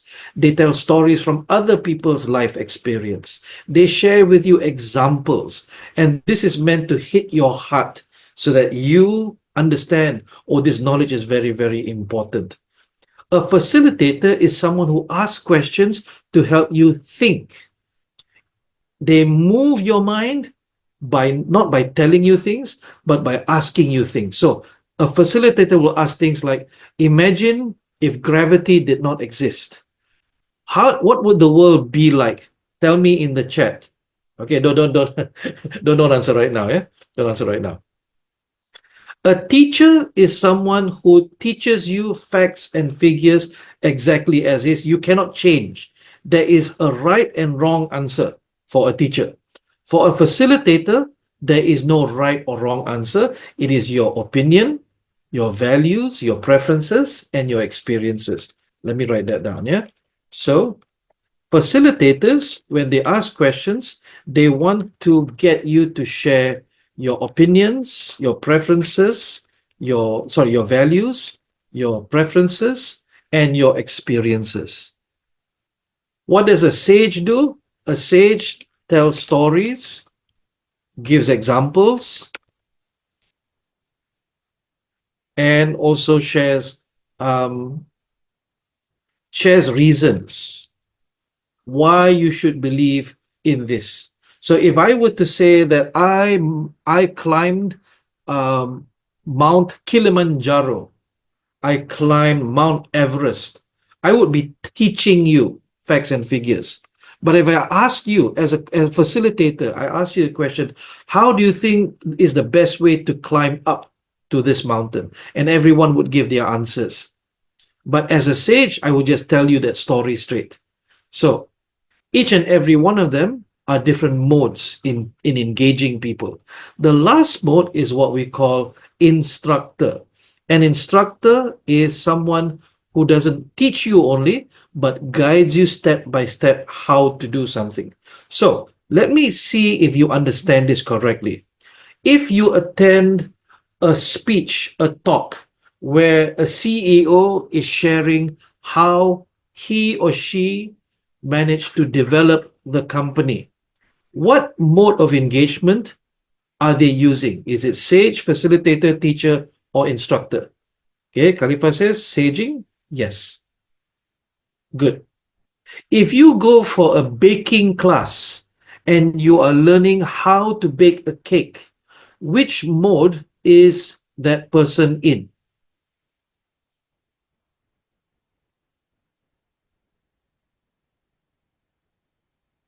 The answers are going all over the place. Okay, so watch this. You go for a baking class and that person is in sage mode. Ladies and gentlemen, I want to share with you my experience in baking in the last 30 years. It has been an amazing experience to bake, and I have loved every second of it. Thank you very much for coming. Our class is over. Is that what you expect when you go for a baking class?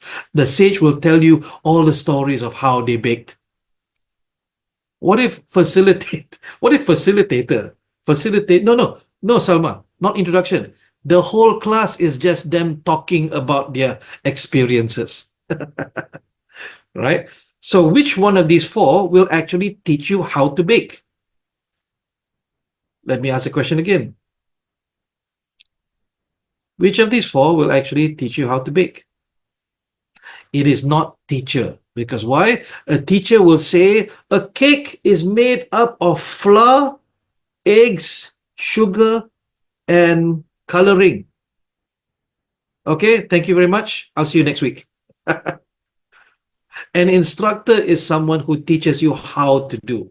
Okay, so when you go for an exercise class, imagine that the teacher is teaching you what an exercise is, but an instructor will take you through everything. So you need to master all four. When you do the introduction, yes, saging. When you teach, then you say, okay, these are the ingredients.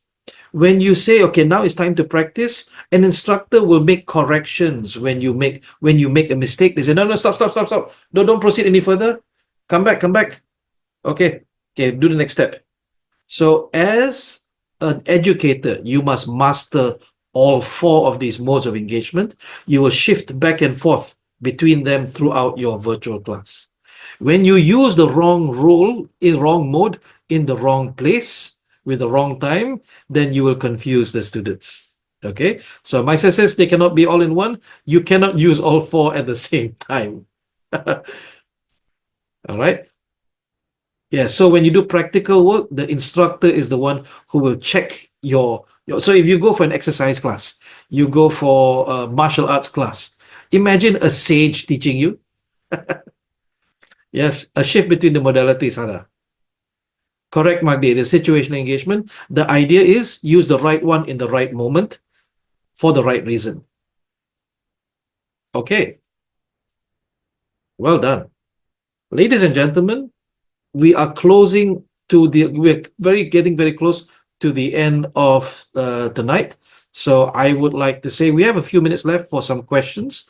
I would like to hand over to Nadia, if Nadia is ready, to open up for questions and answers. I hope that anyone, if you attended tonight, you actually got what you came for. The idea is to be able to apply this in real life.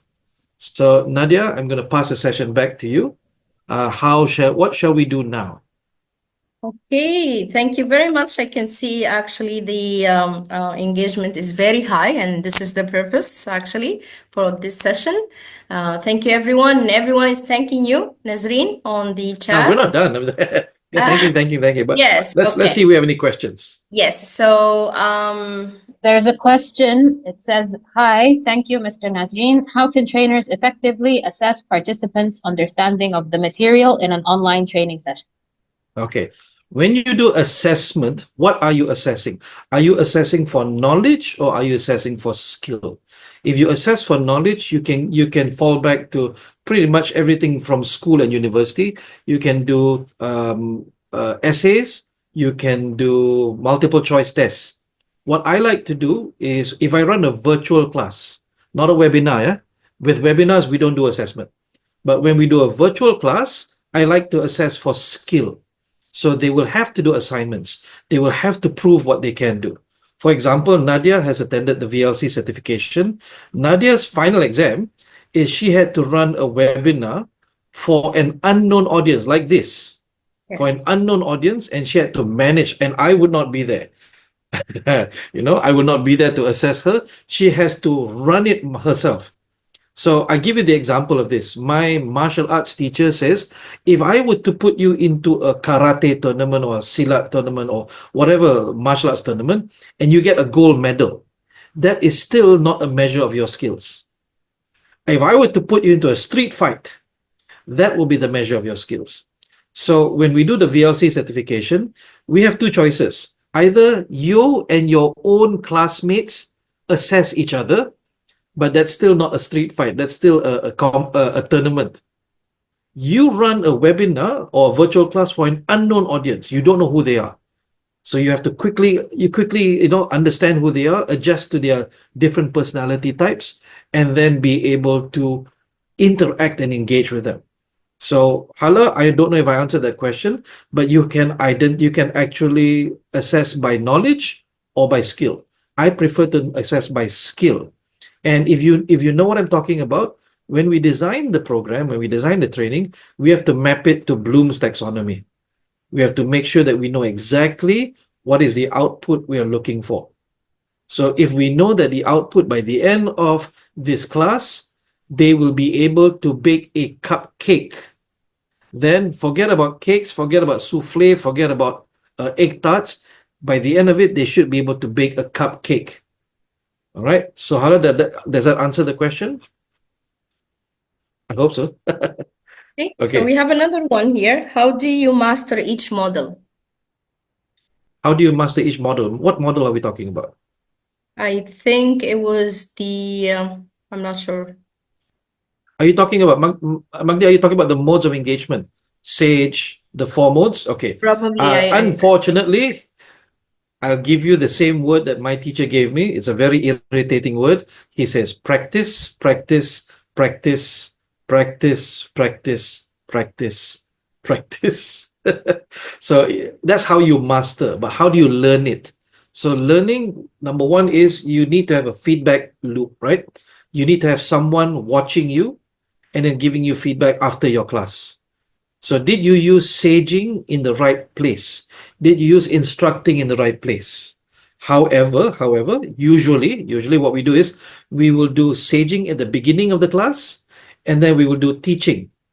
And then we'll do facilitating to make sure that they understand it, because when we ask questions, they answer the questions and we hear. So we assess whether they understood it correctly.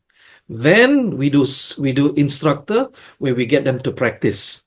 So for example, when I run a interpersonal communication class, we sage first, we teach them the models, the frameworks, we get them to practice a little bit, and then we get them to do case studies, and then we get them to practice a lot by the end of the day. Okay, so So I there hope is that a answered the question. suggestion. Yes, there is a suggestion that to have a workshop to practice all what we have learned today. What does that mean? Okay, so she is suggesting to have a workshop to practice what you have given us today. So I Oh, think okay. the answer Go to ahead. that Go is ahead. our training. I think the Okay. answer So is that if is the you training. if you want to attend the training, then get in touch with Nadia, get in touch with Talent Group. We'll be running this VLC certification. It's a paid certification, but if you want to take everything that we've given for you tonight, right, and you want to run it on your own, go ahead. Practice and don't be afraid to fail. Okay, start a small webinar with friends. Ask them for feedback. It will take time. If you've never been a virtual facilitator, you've never been an educator in your life, it will take time. However, that's how learning works. All right. Sure. Okay, so how can trainers maintain high level of engagement during online sessions, especially when they are dealing with larger group, Okay. of diverse audiences? Okay. Who asked this question? It's Hala. Hala, did you just come in or were you here from the very beginning? Okay. So the simple answer is this: don't care whether they are engaged or not. Just enjoy yourself, speak to them heart to heart, and the rest let Allah handle. Okay, I know that's not a very technical answer, but what you want to do is pretend to be a radio show host, pretend to be Ustaz Tayyib. Just set in your mind, this is my amanah, this is what I'm trying to get across to you, and you just do your best.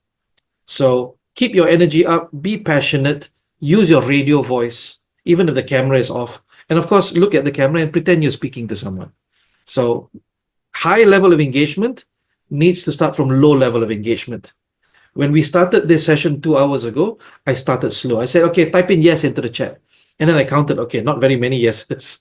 There are 90 people in here, but it's only like 30 yeses. Let's see what we can do.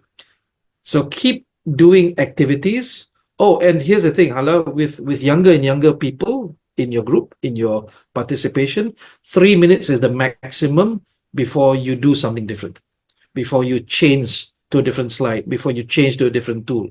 Which is why I say, okay, I'm going to give you three more minutes on Google Docs before I cut you off. Okay. Okay, so the next question from Nahid, but I believe you did answer that. Which tool you used for this event? It's so amazing. This event? You mean like Yes. this session? This session. this she meant. session? This is Zoom. This is so Nahid, I assume you logged in without downloading any app. This app is called Zoom. And Zoom can use we can use camera, voice, and chat, and even this why I didn't use Zoom. We also have whiteboard. So if I turn on the whiteboard, watch this. I think even if you are on a phone, you should be able to join us and write and draw. So this is a collaboration tool built into Zoom.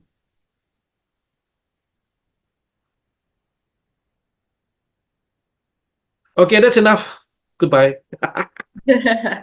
Okay, so I believe, I'm not sure, but I think Nahid wanted to compliment the way that the session went through from the beginning to the end.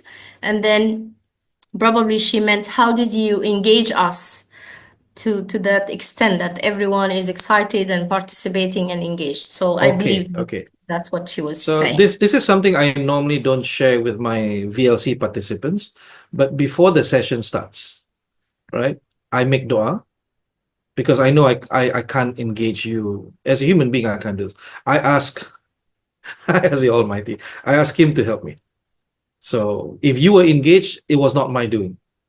Yeah, it is. You came, you chose to come, right? So you put yourself in front of the laptop for a couple of hours. I did my best, and I left the rest to Him. The honest answer. I have no control over how engaged you are. I just do my best. Does that answer the question? Go ahead, Dina. Would you like to say anything? Oh, yeah, I thought you were finished. Sorry. But yeah, there was an earlier question that said, I have another question. In the VLC, do you cover the marketing side of things? Because the most difficult part, I believe, is to get people in. In the VLC, we do not cover the marketing side of things. That's not part of the course. But I'll be happy to share with you some tips and tricks on how to do that. And the reason why it's not built in is because social media marketing and modern marketing, it changes quite a bit. So we don't want to burden you with that. We want you to be able to practice first. I actually have another course that I do for that, which is how do you brand yourself online as a trainer? And there was also a much earlier question that was, how can we design virtual classes for different generations? Again, I think it's the same answer. You need to first check what is that generation able to access. How are they coming in? Using laptops or things like that? So what I showed you just now, which was, let's see if I can show you this again, yeah?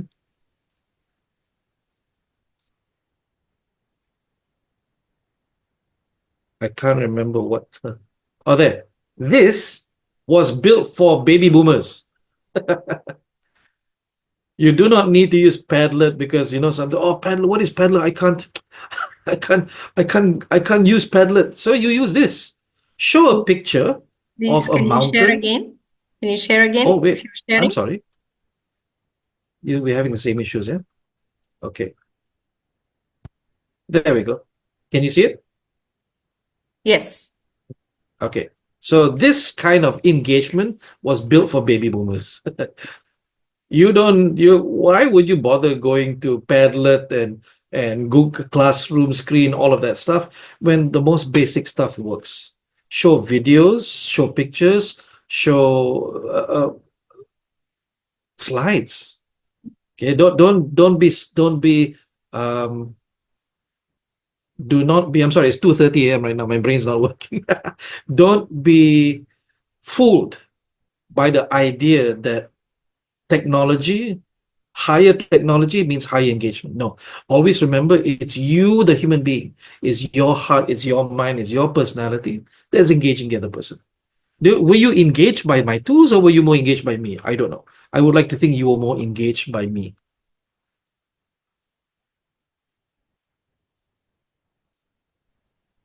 Okay, Yep. Nazreen, I Yes. think that's it for tonight. And just want to remind everyone that in our WhatsApp group, you can when it will be open, you can post your questions there. You can reach us in our Facebook, in everywhere, so we can answer any questions that you have. Would like to remind you also the VLC certification. It will be very soon.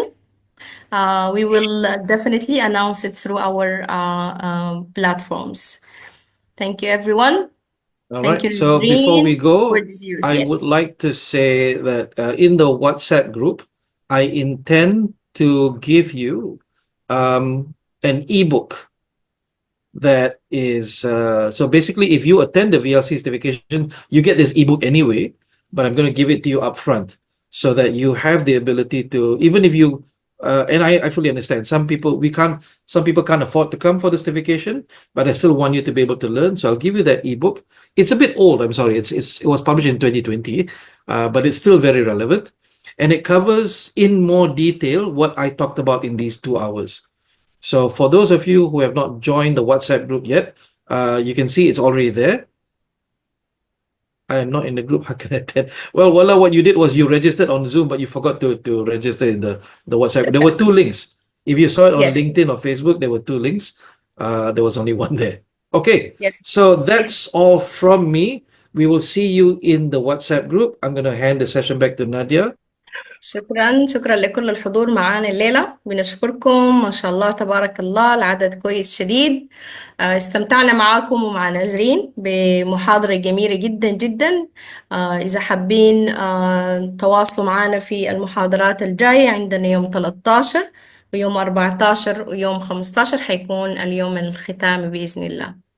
نشكركم مرة تانية ونشوفكم بكرة. سجلوا في الزوم عشان تقدروا تاخدوا الشهادات بتاعتكم. سجلوا بأسمائكم، كمان سجلوا في الواتساب جروب عشان نقدر كل الإعلانات بتاعتنا، الاناونسمنت بتاعت السيشنز الجاية، الإي بوك الهدية من نازرين برضو حتلقوه هناك. بنشكركم كلكم ومع السلامة وتصبحوا على خير وعفوا لنا.